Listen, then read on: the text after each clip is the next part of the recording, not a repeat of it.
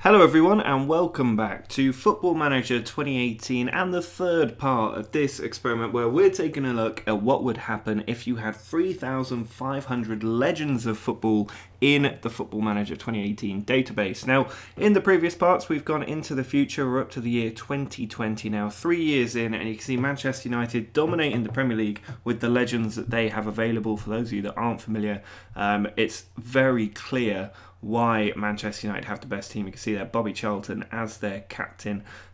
Just so many great players like Dennis Law, George Best, Giggs, Scholes, Beckham, Ferdinand, all in there. It is such a strong team. You can see that just from the valuations alone. But there are also many other very strong teams out there, and Arsenal have been doing very, very well recently. Still got Arsene Wenger in charge, but Thierry Henry up there leading the line for them alongside Vieira, Pires, Bergkamp, all those invincible players back in the team. But it's great to see Thierry Henry in the game once more. Now today we're going to go forward 5 years in time, a really long stretch there, to see how the league is shaping up, who are the best teams and the best players in the world, because obviously a lot of these are still wonder kids, so it'll be interesting to see who the best players in the world are at that point. And we'll also go through some of the requests that you guys left in the comments of the last part. If you do want to see anything in any future parts, then do leave a comment down below, let me know what you'd like me to take a look at. Make sure to subscribe as well. I think there might be one more part to this, but drop a like on the video if you would like to see one more part of this experiment. Maybe we can do more, but let me know what you think down below, and do hit that subscribe button so that you can keep up with all the experiments going forward in this Football Manager and FM19 when it does come out. But let's go forward 5 years in time and see how the clubs are doing. Well, we are now 5 years into the future. The year is 2025, and you can see this is where we left off, with United win the league by 21 points at the top of the table, a huge margin of victory for them. And if we go forward to the following season, you can see United did win the league again, 10 points clear of Arsenal, who keep finishing second but aren't quite able to keep up. You can see the likes of Spurs and Leeds also in the top four. Leeds doing very well to finish where they are. And if we have a look at the Leeds squad, I feel it does deserve a little bit of a look. You can see currently managed by Jose Mourinho, but they've got some great players in there like Stojkovic, Strachan's in there at the moment, McAllister, Gareth Bale is in there, must have signed for them, Jack Charlton as well, absolute legend of England there, Harry Kewell back in the team. I remember him from when I first started watching football, which gives away my age a little bit. But you can see somebody did also ask me to take a look at Coventry City, who are doing well in 16th place. I don't think I'm going to be too familiar with some of their players, but you can see some very reasonable players in there, around the £20 million mark, but not too far above that. But at the moment it's still Manchester United absolutely dominating out there. Somebody did also want to have a look at Spurs, so if we just have a quick look at how they're doing, you can see Jimmy Greaves, their leading player by far. Trevor Steven in there as well, Glenn Hoddle, Harry Kane of course in there. Some decent players, it has to be said. And then if we go forward another season, then you can see that Manchester United again are winning the league, 13 points clear of Chelsea this time. Arsenal falling all the way down into 10th place for whatever reason. Somewhat surprising, that it has to be said. The following year, United again winning it, but only by 2 points ahead of Liverpool, much closer this time, with Spurs and City further behind. Arsenal recovering a little bit. The following season, United with another title, 14 points clear this time, making no mistake at the top of the league. And in the most recent season, Manchester United again winning the league, clear of Man City this time. So nobody else able to get close to them at all. Somebody did also want to have a look at Ipswich while they're here on the screen. And if we just take a look at their best players, they've got a decent lineup there. Trevor Francis worth £36 million now in the game. Other big names in there, Darren Anderton, a legend there for England. Graham Lasso, of course, one of the most famous English left backs. So Ipswich with a decent squad there. If we drop down to the Championship and see just how this is shaping up at the moment, you can see Coventry are at the top of this league. You got Watford, Swansea, Leicester all in there as well. Not too unfamiliar, that league, in terms of the teams that are actually in there. But if we drop down to League One, Again, things look pretty reasonable down here. Somebody did want to have a look at Cardiff, so I'll just have a quick look at them. Currently managed by Stuart Downing for whatever reason, but very few players of any value in Cardiff. They will have either kind of been sold or just not loaded into the team, to be fair. So if you do support a sort of lower league team, it isn't entirely likely that they're going to have all the best players in there. Now, if we have a look at Italy and the league here, we won't go through every season, but we will look at the past winners. You can see Juventus doing very well. Inter had one title, but Milan have come back and managed to win a couple of league titles, including the most recent one. And you can see why. Currently managed by Sir Alex Ferguson. And you can see they've got some incredible players. Hullet is still there. Dybala currently there.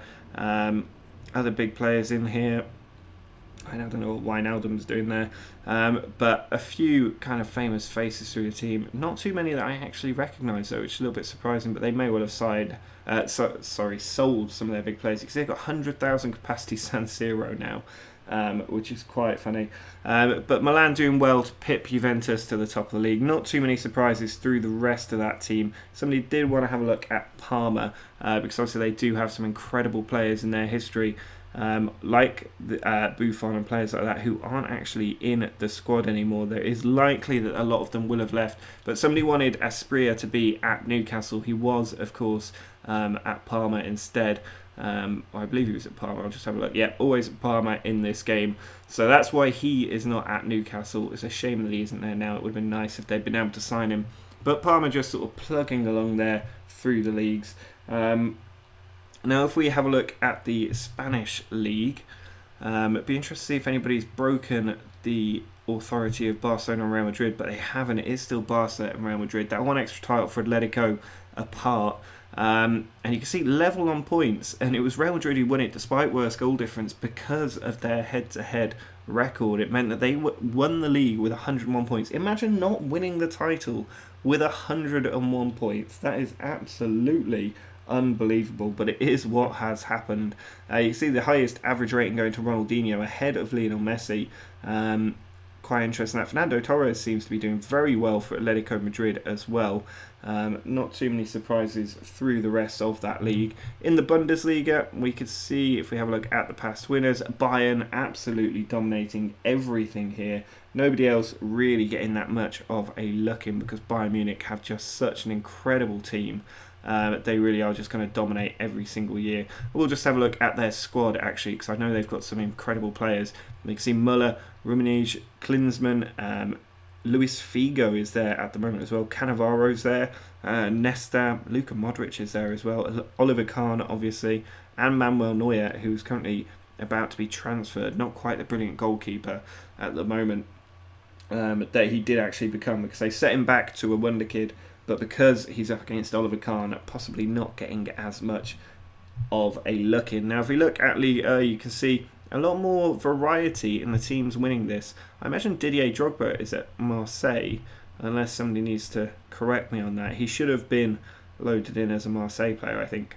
But maybe they put him in at Chelsea instead. But you can see they've got Chris Waddle there at the moment. Didier Deschamps as well. So that's why Marseille are as good as they are at the moment. But Monaco doing well, Saint Etienne doing very, very well, has to be said, to win a couple of league titles there. Now, if we just go and have a look at some of the other leagues that you guys asked me to take a look at, somebody wanted to have a look at the Greek league. So if we can find the Greek league, the Greek Super League here, you see current winners are Olympiakos, who are doing very, very well. I'm not too familiar with Greek legends, so maybe you guys will be. But those are the players there. You can always pause it if you want a longer look. Panathinaikos doing very well. I know I've been butchering their name for some time, but they're finishing second, not quite able to beat Olympiakos to the title. But there's Panathinaikos' team. Other leagues that people wanted to have a look at were the Belgian leagues. You can see Belgian Pro League A here. Anderlecht obviously doing incredibly well, but you can see even the Belgian league has their legends loaded into it. This database is insanely good. They've still got Lukaku there as well. Yannick Carrasco is there. So Anderlecht doing very, very well. We've got Club Bruges who are also doing very well. Not as many high-value legends in there. They will have sold quite a few of them because we're 8 years into this database now. And you've got Standard Liège as well, who somebody did specifically ask me to take a look at. And you can see that they're doing all right. I mean, not too many legends left in their team anymore. But they do have Marouane Fellaini, worth £3 million, not quite living up to the potential that he maybe had. And then if we go and have a look at the Champions League next and see which team has been dominating the Champions League. Then looking at the past winners, you can see it's Manchester United over Atletico, Real Madrid over Inter. Leeds have won the Champions League. Obviously, Inter had the initial dominance. Barca, Real Madrid taking them as well. But Leeds have managed to win the Champions League, which is so impressive that they've managed to do that. They do have a very, very good squad. It has to be said. David Batty all the way down there as well. But they've managed to win the Champions League, which is sensational. You can see Man United and Real Madrid in there as well. If we have a look at the stages for this competition, going back to last season, maybe just from the quarterfinals, you can see this team again keeps popping up in the latter stages of the Champions League. Not too many surprises that season. Leeds doing well, Anderlecht managing to make it to the quarterfinals. Athletic Bilbao also doing that. Stuttgart getting there. Ajax managed to get to the semi-finals this year, but didn't manage to win it. If we look at their senior squad of players, we've already looked at this before, but it is just a sensational lineup as a team. Obviously, some of those will have been sold, or a lot of their key players will have been sold at various points. So if we have a look at the Europa League as well, and just look at the past winners of this competition. Fiorentina have got one, Stoke have won it twice now, Arsenal have done well as well, Forest getting beaten twice in the final, which is a little bit unfortunate for them. If we just have a look at Dinamo, who managed to make it to the final, they do have a few legends in their team, as you can see. Good players in there, still at the club as well, surprisingly, not been sold. Somebody did also want to have a look at Steaua Bucharest, so I'll just do that while I can remember, if it would load up. I've got Rapid Bucharest, which isn't the right one. But if we go here, we can see Steaua, as they are called in this game. Look at their players. Not too many left in the squad. I imagine they've probably sold a few through their transfer history. You can see there are a few names going out of the team for a decent sum of money. The first season, a big one when Georgie Hadji left for Dortmund. He seems to be doing pretty well at Dortmund so far. If we look at his career stats, not that many goals. Obviously, he's more of an attacking midfielder, but quite a few assists on his record there. Now, if we have a look at the World Player of the Year, I can't remember if I looked at this before. World Footballer of the Year, we can see Ronaldinho win it 3 years in a row, but Cristiano Ronaldo, now at Chelsea, has finally won it for the first time. Messi not yet managed to do it. You can see Zico won it, even though he was playing for Flamengo. Absolutely brilliant that he's managed to do that. Recently moved to Man City for £68 million, but with an average rating like that, it's no surprise that they've picked him up. But Cristiano Ronaldo finally fulfilling his potential, 24, 25 years old, worth £66 million. Was at Sporting until just a couple of years ago when Chelsea paid £60 million for him. And what a bargain that is to get Ronaldo in his prime, or even before his prime, for just £60 million. So very impressive that they managed to do that. I'm surprised that Pele has never managed to hit this point. If we just have a look at Pele, he is now playing at Manchester United, having joined them for £45.5 million. He's getting decent average ratings, 34 goals and 9 assists that season. The year before, just the 18 goals. He is not quite as prolific as you would have expected, it has to be said. But he is doing reasonably well. So, not too bad there. If we go and have a look at the world screen, if I can load it up, remember how to get there. Get to the world screen, and then go and look at the major transfers. You can see here, June 2015, Ryan Giggs moved to Stoke for £81 million. The month before that, not too much going on. If we go to 2024, and that's sort of May, June, 85 million. Frank Rijkaard also going to Stoke for 85 million. Huge transfer there. The following month, Man United with a couple of big transfers.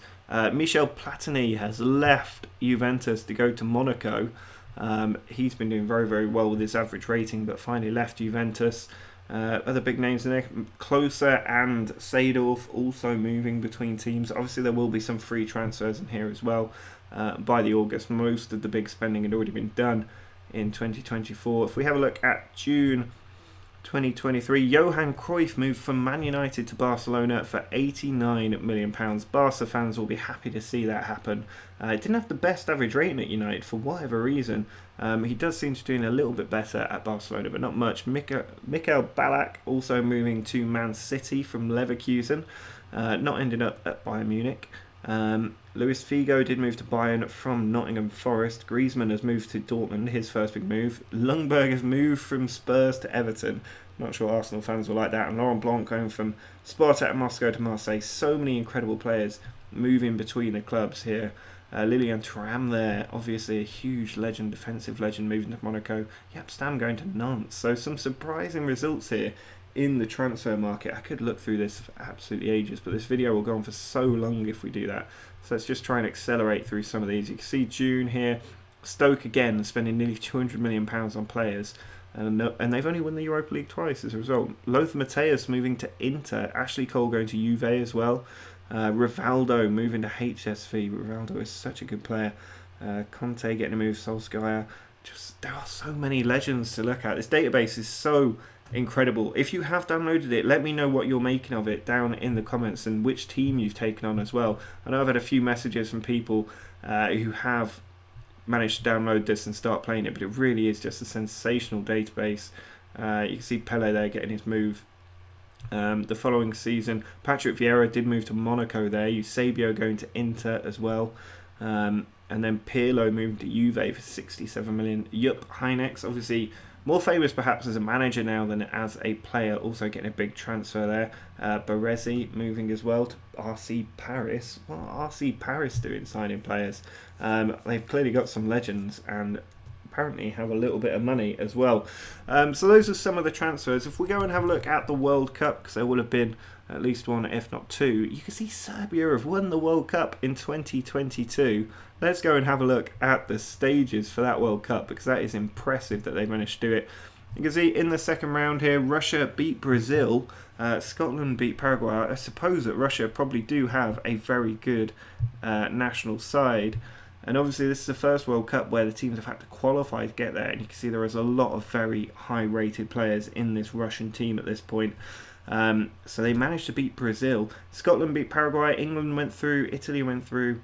Uruguay, Serbia, Argentina 7-0 over Nigeria. Argentina, no doubt, with another sensational squad there. Lionel Messi, now the best player in this team, with Crespo and Maradona also in there. What a side that is. Di Stefano in there. Just a huge number of incredible players in that Argentina side. Hungary also getting a win. Quarterfinals, it was Italy who beat Russia 3-1. Scotland beat England 1-0. Scotland now making it to a World Cup semi-final. You can see why. Dennis Law, Strachan, Dalglish in there, McAllister. So many great players in this side. And they've managed to beat England in a World Cup quarter-final. Hungary beat Uruguay as well. Let's have a look at this Hungary side, because there are great players in here. Kubala's in there, Puskas in there as well. They have such a rich history, Hungary, of great players, especially 30-40 years ago. And Serbia, of course, also made up of some very good players. You've got Stojkovic in there, Kostic in there, so Mihailovic also, but just so many great players. Stankovic, another Stojkovic there. So many players, over 30 million. That's a huge number of quality players in the side. And in the semis, it was Serbia who beat Italy 2-0 in extra time. Hungary beat Scotland, and in the final, Serbia in extra time again managed to beat Hungary 3-1 and take the World Cup title. A huge result there. Just while we're on the national team, somebody did want to have a look at the Ireland national side. So if we do that, you can see Roy Keane, Liam Brady, Dennis Irwin in there as well. Mike Lawrenson in there. Huge players for the Irish team. But not quite as many legends as we saw with Scotland. Somebody also wanted to have a look at the United States and see what legends they had. Obviously we didn't see them in the knockout stages of the World Cup. And they don't actually have that many good players. Landon Donovan's in there. Pulisic is in there. Kobe Jones, their best player, currently at Werder Bremen at 26 years old. That's an excellent, versatile player to have in your team. Any others? Somebody wanted to have a look at Greece as well. I can't remember if I looked at the Greek team. I know I looked at some of their squads, but in the Greek national side, here are their legends. And I think that is pretty much all of the requests done. We will have a look at the European Championship as well. Currently held by England. Sweden won the first one. So if we have a look at the stages for this competition, go back to 2020, because we hadn't seen this one before. You can see Wales managed to beat Germany 2-2. Wales making it to the semi-finals of the European Championship for the second time. Ryan Giggs doing the job there. Ian Rush, Gareth Bale, Woodburn in there as well, the youngster now. Now an adult. Mark Hughes currently playing for Celtic. Mark Hughes, an incredible player. Left United for 25 million, now playing at Celtic. Gary Speed in there. Very good side Wales have got. Manager player, actually, Ryan Giggs. England beat Spain 2-1 to get in, and then Italy went through against Hungary on penalties. In the semi-final, it was Sweden who beat Wales. England 5-1 against Italy. And in the final, England beaten 5-1 by Sweden. A huge result for Sweden there to win this competition. But you can see why they got Henrik Larsson, a young Zlatan Ibrahimovic as well. A very strong side throughout there, which is why Sweden have managed to take it. But the following year, England got some revenge, winning it 1-0 against France. You can see France beat Spain 3-1. Serbia doing well as world champions. England beat Germany 2-1, and Ukraine also doing well there, beating Wales, who nearly got through to another semi-final. Not that many great players. They got Rebrov, Shevchenko, some very good players, but not a huge depth of squad there. And when you look at the semis for this competition, France 4-0 over Serbia, England 3-1, and then England beat France 1-0 in the final.